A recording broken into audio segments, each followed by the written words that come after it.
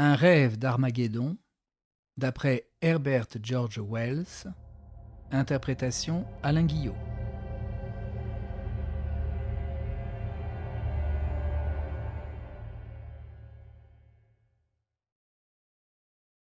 L'homme au visage blême entra dans le compartiment à rugby.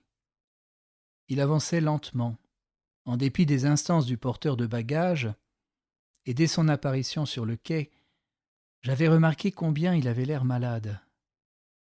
Avec un soupir, il se laissa tomber dans un coin vis-à-vis de moi, fit une tentative incomplète pour arranger sa couverture de voyage, et resta absolument immobile, les yeux fixes et vides. Bientôt, conscient d'être observé, il me lança un regard indolent, étendit une main lasse vers son journal et de nouveau lorgna de mon côté. Je fis semblant de lire, craignant de l'avoir involontairement embarrassé, mais au même instant je fus fort surpris de l'entendre parler. « Plaît-il » ? « Ce livre, » répéta-t-il, indiquant le volume avec son doigt maigre. « Ce livre traite des rêves ?» « Mais oui, répondis-je, car c'étaient les états du rêve de Fortnum Roscoe, et le titre s'étalait en gros caractères sur la couverture. » Il demeura un instant silencieux, comme s'il eût cherché ses mots. « Oui, fit-il enfin, mais cela ne vous apprend rien. » Au premier moment, je ne compris pas bien ce qu'il voulait dire. « Ils ne savent pas, » ajouta-t-il. J'observai un peu plus attentivement son visage. « Il y a rêve et rêve, » reprit-il. « C'est là une sorte de proposition que je ne relève jamais. »« Je suppose, » commença-t-il hésitant, « rêvez-vous quelquefois ? Je veux dire, très vivement. »« Je rêve fort peu, » déclarai-je.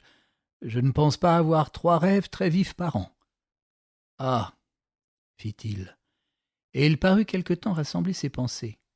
« Vos rêves ne se mêlent pas à vos souvenirs ?»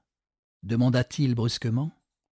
« Ou ne vous trouvez jamais dans le doute, au point de vous poser cette question, ceci est-il, oui ou non, arrivé ?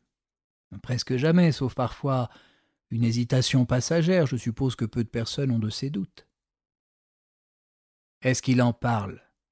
s'informa-t-il en indiquant le livre. « L'auteur dit que de tels cas se présentent parfois et il en donne l'explication habituelle, intensité d'impression et autres théories, pour conclure qu'en règle générale, cela ne se produit pas. Peut-être connaissez-vous ces théories ? Très peu. Mais elles sont erronées. » Sa main émaciée joua un instant avec le cordon du rideau. Je me disposais à reprendre ma lecture, ce qui sembla précipiter sa remarque suivante.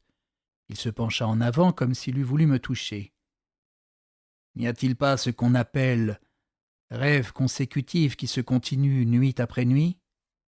Je crois que oui, on en cite des cas dans la plupart des ouvrages concernant les troubles cérébraux. » « Troubles cérébraux. Oui, je le suppose volontiers. C'est le bon endroit où les classer.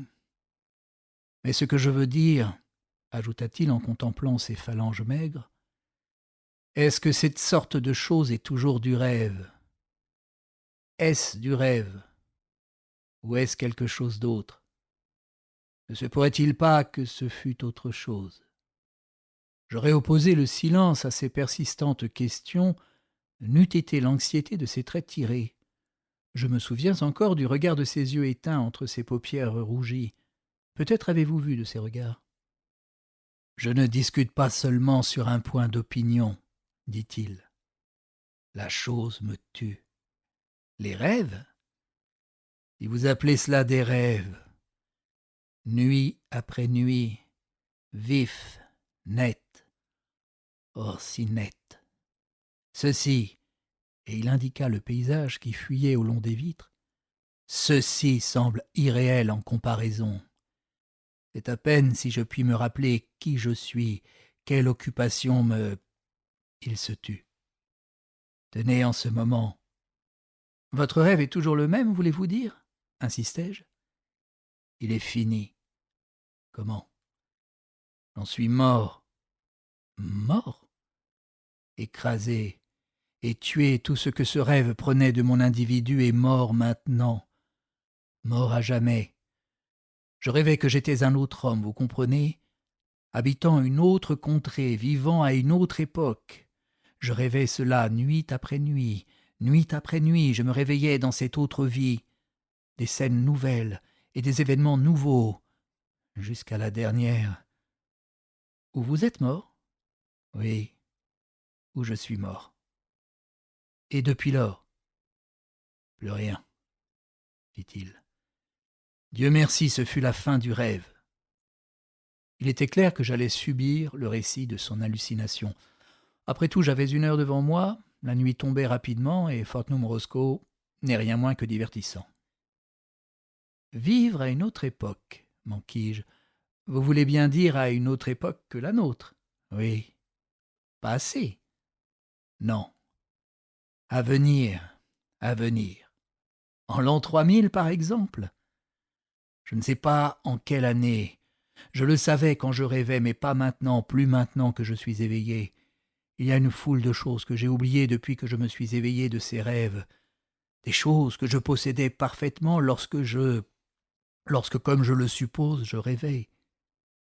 L'année s'appelait d'un nom différent de celui qu'elle porte de nos jours.